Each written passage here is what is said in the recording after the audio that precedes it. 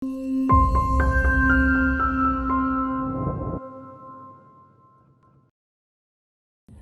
մեր երկրի տարածքներն օկուպացված են, Երևանում հաճախ պարզապես շնչելու օդ չկա։ Մինչ մեր թոշակառուները ստանում են ապրելու համար անհնար, պարզապես ծիծաղելի ցածր թոշակներ, մինչ ձևի համար կառուցվում են նոր դպրոցներ և քանդվում է կրթությունը, և ամենակարևորը, մինչ 2020 թվականի պատերազմից հետո անցած 5 տարիների ընթացքում այս իշխանությունը չի կարողացել այդպես էլ ամրապնդել մեր անվտանգությունը, ուժեղացնել մեր բանակը, որպեսզի մենք կարողանանք պաշտպանվել բոլոր նրանցից, որոնք սպառնում են ամեն օր մեզ ֆիզիկական բնաջնջմամբ, Նիկոլ Փաշինյանն ուզում է, որպեսզի մենք խոսենք ոչ թե մեր պետության գոյության, այլ պատարագների,